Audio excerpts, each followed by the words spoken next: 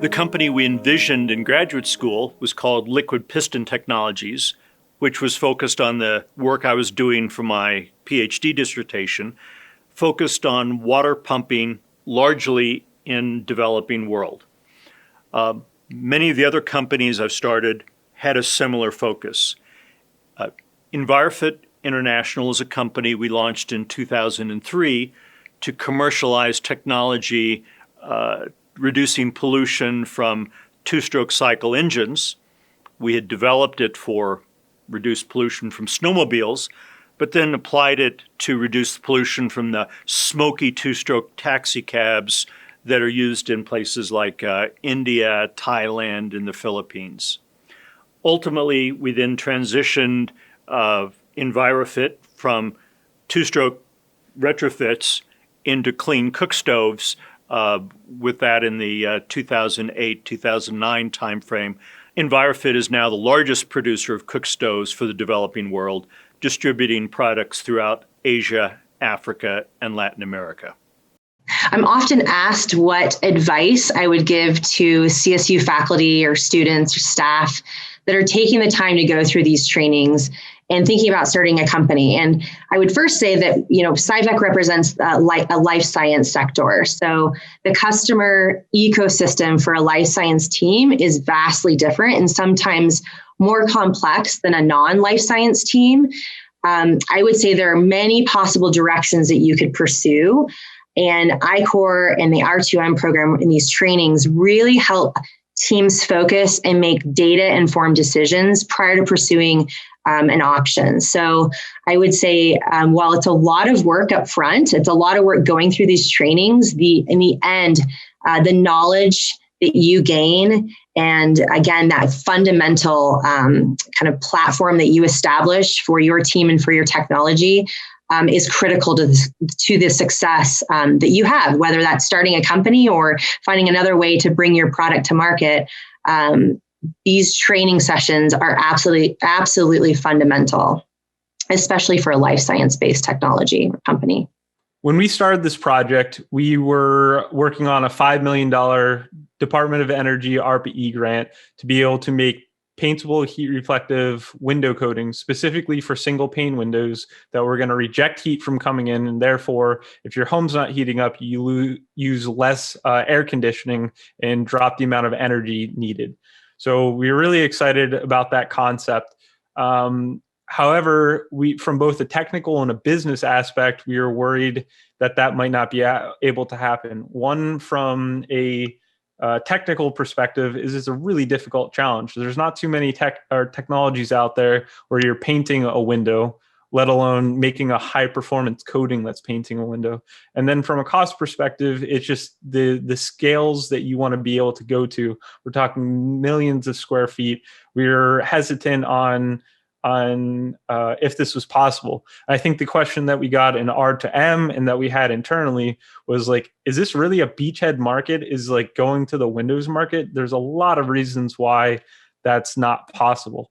And I think the internal conflict that we had, we being my co-founder and I, is that we were addressing a really difficult market that seemed a little academic. And what R2M pushed us to do was to think about, do we actually need to do what a grant's paying us to do? And that there is a lot of internal conflict there. We pivoted to trying to use this heat reflective technology on roof coatings. So we went from the hardest application to arguably the next hardest application we could think about, which again, kind of going backwards, and doing heat rejection on roofs. But again, problem is the costs have to be so low, the volumes have to be massive, and then you're also worrying about performance, both from a heat rejection standpoint and then a durability standpoint. So then we ended up looking at the next hardest application, which was looking at automotive. And now we're not doing heat rejection, but using our same technology platform for high performance, like colorants, essentially. And we kind of went down the curve of going from the hardest problems to more easier problems. And one of our mentors said, you don't always need to start with what people need. like a high performance coating, you want what people you want to go like novelty first, where you can charge a premium, and you don't have to do as high volumes, and you can do a much higher price to start out with. So you're looking at like high performance colorants for stuff like cosmetics, something that seems kind of silly starting from Windows, but it's a great opening to start with. We're looking at consumer electronics, et cetera, where we can get traction, we can get our product out there, get some feedback. And while we're doing that, we can still bring ourselves down the cost curve and up the amount that we can manufacture to be able to get to those other markets that we're excited about. The process that we learned through I-Corps was that it was called Lean Startup. And it's essentially an evidence-based approach to entrepreneurship, which as a scientist made a lot of sense. To test hypotheses, collect evidence, and challenge our own assumptions. And through that process of customer discovery, where we interviewed well over 100 potential customers, channel partners, distributors, competitors, we learned an incredible amount about our customers and identified a product market fit. And that was critical to starting a company in a way that avoided a lot of the mistakes that other companies make and allowed us to use capital efficiently. Factory Ventures is a company we launched around 2013 when we privatized EnviroFit, the cook stove company. We learned a lot through EnviroFit and wanted to see if we could use that knowledge to increase the success rate of other companies looking to build scalable companies serving the poorest segments of society in developing nations. So Factory funds early stage companies working on access to energy in developing nations. One thing that I learned starting a company, being operationally active in it, scaling it, is that nothing is easy. And if you think anything's easy, it usually proves you wrong. There are many challenges that we face starting up a young company, as a startup and as a young company, which our company Growcentia is now. One of those examples is 2020. It's the year of, wow, what else can happen? We were faced with all sorts of market uncertainties, and COVID being one of them. Our channel was restricted. Our travel, which we heavily depended on, was completely canceled. And our company was put at risk. What I'll say is, with a great team,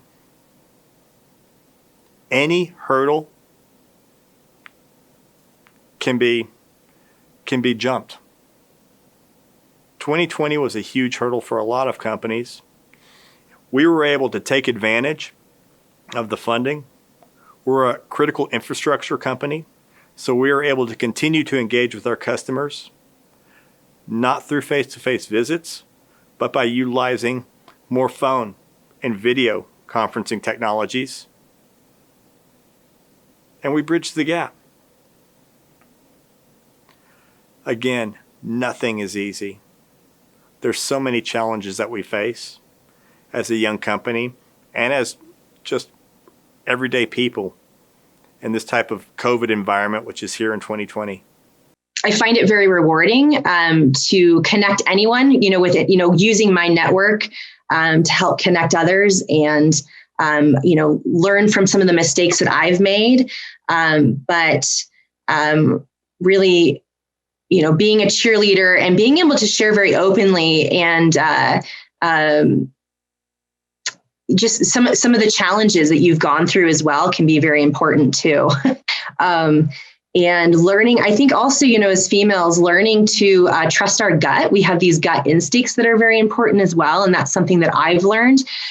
As a faculty member, you might be thinking about what does it take to really get motion with a small business and progress happening when you're already really committed to your life as a professor.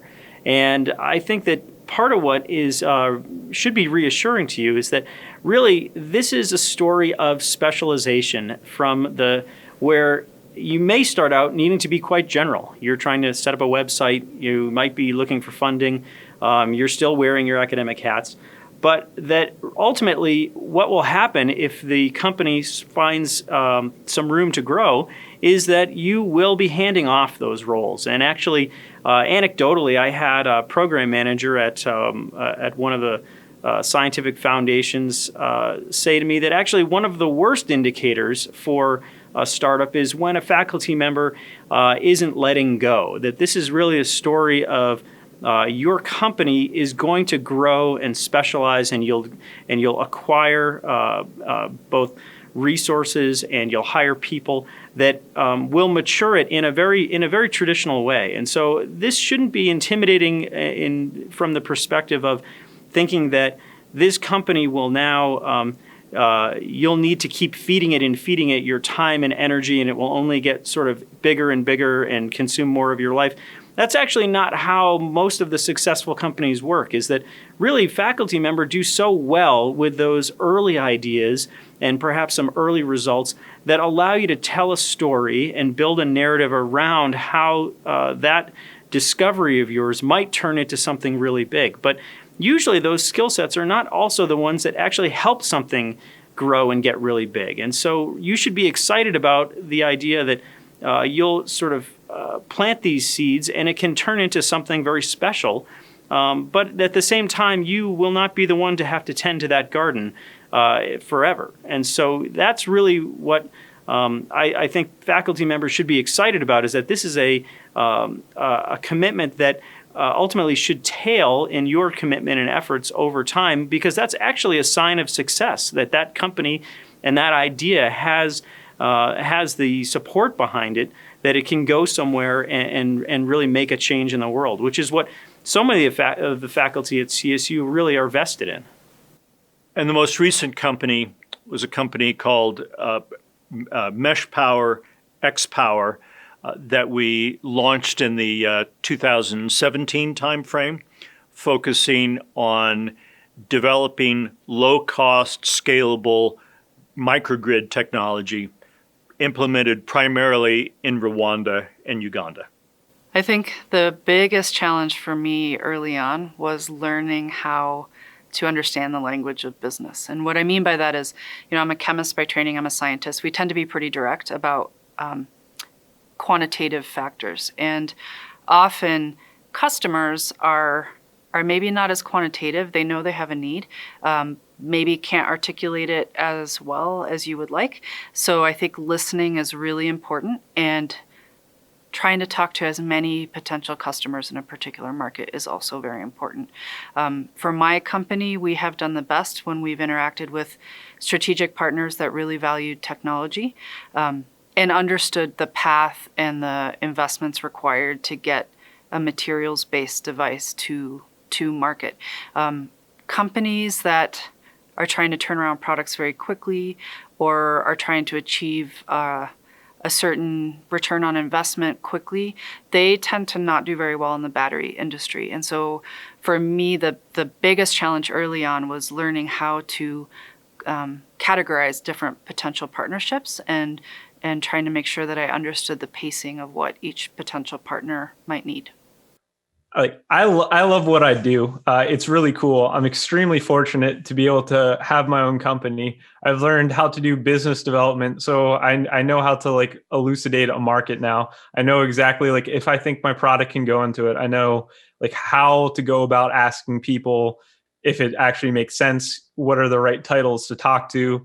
What kind of questions I need to ask? What kind of presentation format? What that rules of engagement are. So that's cool. I know legal stuff to a degree now, so I know how to read a bunch of documents. I understand kind of what those terms look like.